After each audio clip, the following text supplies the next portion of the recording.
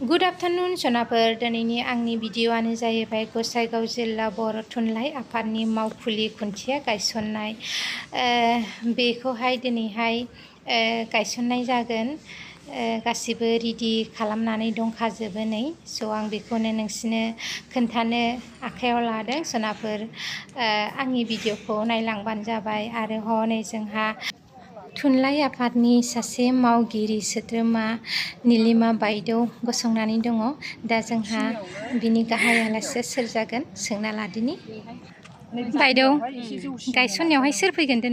दिनैहाय जोंहा बिटिआरनि गाहाय श्री प्रमद बर' सारा फैगोन दा ओंखायनो जों बेखौ नेगासिनो दं रेडि जागासिनो दंना दे बिथाङानो खेवगोन आरो औ स' खोनाखाबायना सोनाफोर जोंनि गाहाय आलासियानो जागोन बिटिआरनि श्री प्रमद बर' सार बिथांनि अननायावनो जोङो गासिबो मोन्थाइखौ लासै लासै फारि फारि मोनगासिनो दङ आरो मोनलांबावगोन स' जोंना सारा सफैबाय दा बिथांआ रिबन हानायनि रेडि जागासिनो दङ बिथांखौ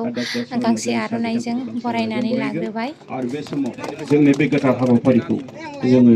फिथा हानानै जोङो बेखेवगोन आरो लोगोसे जोंनि खुन्थिया जोंनि खाम्फाखौबो जों बेखेवगोन आं बे समाव जोंनि मानजाथाव एमएलए जिरन बसुमतारी बिथांखौबो गांसे आर'नाइजों बरायगोन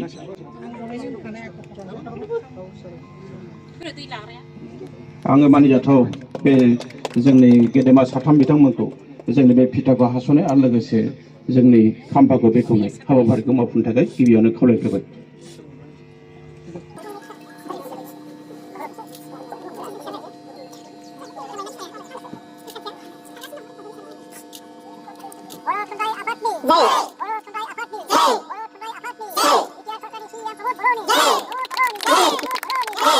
बर' थुनलाइ आफादनि जय बर' राव गेवलांगोन बर' थुनलाइ जों फरायगोन बिमानि राव फरायगोन बिमानि राव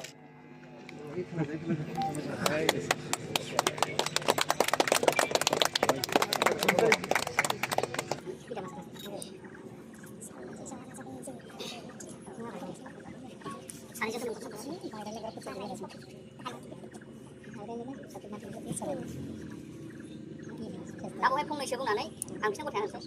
दिनै हाजरखा बागाननि फाथैसारि हाबाफारि गय देदेरो दिनै पृथिबियाव इसोरा आफाफ्रा गयजोंनो मानियो दिनै बे गयखौ बर' हारि बर' माहारि सोलोंनो नागारनानै बेनिखायनो आकाशनिफोरजों दिनै गय जाफारिया गावसिनि लुबैना दिनै मिरुनि दिनै आफादनि साननांगौ थाबाय आरो जोंना बिटिसि बिटिआरनि सिएम प्रमदआ गावनि आत्मा बिश्वासजों फंनैसो बिनानै गयखौ गथायना सोनानै आं बेखिनि बुंनानै आंनि दिनैनि बे गायसननाय हाबाफारिखौ फोजोबबाय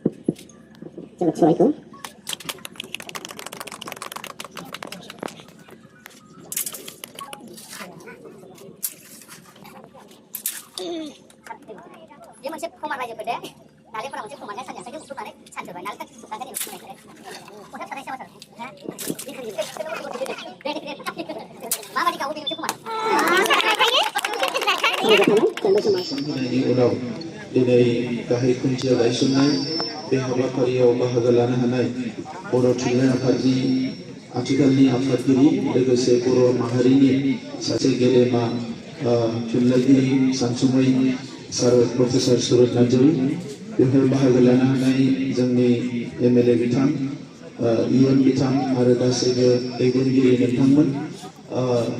दिनैनि बे हाबाफारिखौ दैदेननाय बर' थुनलाइ आफादनि गाहाय नेहाथारि जोंहा नीलकान्त गयारी आरो लोगोसे गासैबो थुनलाइ आफादनि मिरुनि आरो जिल्लानि दैदेनगिरि नोंथांमोन गसाइगाव कलेजनि बारग' प्रिन्सिपाल कुमुद रन्जन बसुमतारी आरो गासैबो बाहागो लागिरि नोंथांमोन आङो गसाइगाव जिल्ला बर' थुनलाइ आफादनिसिम हामलायनाय बावदों गोबाव समनि उनाव दिनै अफिसखौ मोजाङै लुफुंनो थाखाय बे 50 लाखखौ होनो हानानै आंबो गोजोननाय मोनदों जोङो थांनाय बोसोराव मिरु आफादजों बोसोरनै सिगाङावनो मिरु आफादजों सावरायनाय जादोंमोन